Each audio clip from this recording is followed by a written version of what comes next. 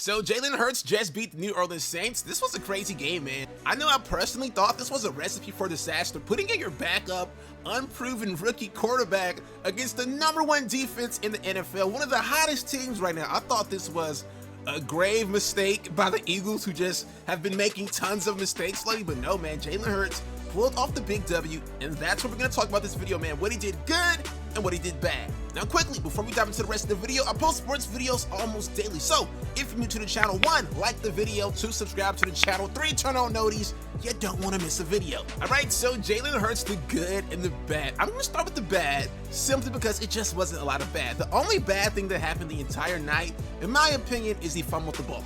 He fumbled the ball with, like, I don't know, a minute 30, a minute 40 left. Now, this was a bad fumble, and if a miracle happened, the Saints could have came back, but the miracle didn't happen. They didn't recover the onside kick, so it just really isn't a big issue at the end of the day. And he had 2 hands on the ball, so the fumble was really just him getting stood up and a guy punching it out. You know, it's only so much you can do. Bad fumble, untimely fumble, but the Eagles still won. Now, in terms of the good, man, I thought Jalen Hurts was very impressive tonight. Let's talk about the passing game and the passing attack. So in terms of throwing, he had 17 completions on 30 attempts. He threw for a total of 167 yards and had 1 TD, 0 interceptions. Now, he did throw 1 ball on the sideline, I think on like a 3rd down that could have been intercepted, but it wasn't him making a bad throw. Honestly, I think it was him executing the play, making a pretty solid throw, and the DB just almost making an insane play on the ball. I really don't think if it was picked off, it would have been his fault. So in terms of passing, man, honestly, I think it's a lot of potential here, man. 167 versus the #1 defense. I think that's really good for a mobile backup QB, and I think it's something to build on. I think if the Eagles can get this guy to 250 a game, maybe even some 300-yard games, I think Jalen Hurts, if he can consistently throw for 250, 300 yards, no interceptions, I think the Eagles have a chance to win versus anybody moving forward. Now, of course, that's way down the line. This season's pretty much done with, but if they want to hitch their wagon to Hurts next season, if they can get him to that 250, 300-yard game mark, I think he can be a problem for most teams moving forward.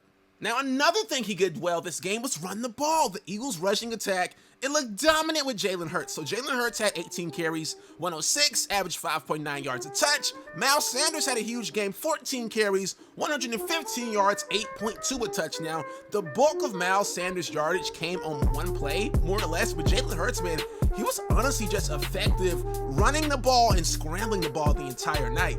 Now, I know some people might say, hey, he's a mobile quarterback, he should rush for 100 yards a game. Well, that's just not the case. There aren't any QBs in the league rushing for 1,600 yards a season. 100 yards a game for a quarterback, it's bonkers. It's pretty good, you know. Taysom Hill, the QB for the Saints, he's a mobile guy. He runs a legit 4.4, and he didn't rush for 100 tonight, and he wasn't facing the #1 defense. I credit, honestly, a lot of Jalen Hurts' yards to his good decision-making. So one thing I noticed that he does is, 1, when plays break down, he doesn't try to throw the hero ball like Carson Wentz. I don't know why Carson Wentz does this, but sometimes when plays break down, Wentz throws the hero ball.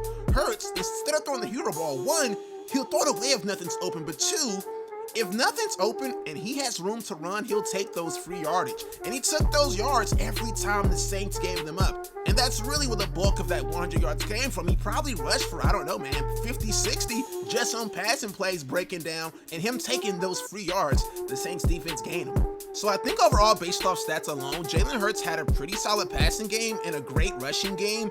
But one thing we just can't quantify, I guess, is how he affects the team around him. So one thing with Carson Wentz that everybody just seems to, you know, hammer home is it's a banged up team. The team is banged up, the O-line's banged up, the receivers are banged up, and these are real true issues with football teams.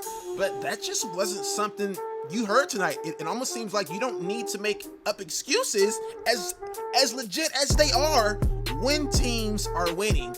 Or maybe you could argue when you upgrade the quarterback position, you can hide some of your mistakes and some of your weaknesses. So again, I told you, Hurts stayed on the move a lot. They call a lot of rollouts for him. And honestly, he really wasn't under pressure a lot. And the Saints have an insane front seven. I mean, you guys saw what they did to Tom Brady and the Buccaneers. The Buccaneers built an amazing O-line for Tom Brady. And every time they play the Saints, he gets sacked. The Saints just beat him up. Versus the Eagles, with a banged up O-line, an O-line of pretty much journeymen, Hurts really wasn't under a lot of pressure. Like, I don't know, man. I don't know. This Eagles team looked completely different last week versus the Packers when Hurts winning the game. And now we see it this week versus the Saints. Everything looks completely different. It's no longer a matter of the receivers being practice squatters or the offensive line being banged up in practice squatters. It's a matter of, hey, we're winning. We can do some things well. Let's keep doing those things well. Like, I don't know, man. It's crazy. I'm not really on the Carson Wentz hate train, but again, the facts are the facts. The Eagles right now just look better with Jalen Hurts. I don't know if Carson Wentz lost the locker room. I don't know if he's just not that alpha dog that guys can get behind. I don't know, man. This is really puzzling. This is really puzzling. Eagles fans, if you guys know what's going on, let me know. But the team doing a 180 as soon as Jalen Hurts starts taking snaps is just crazy. It's crazy. That said, hey, football fans, Eagles fans, OU fans, Bama fans, sound off in the comments below. Let me know what you thought of Jalen Hurts' first start as an Eagle. And 2, do you think the franchise can build around him? And if you think the franchise can build around him, 3, who do you think y'all should trade Wentz to? Because again, it's a lot going on in Philly right now.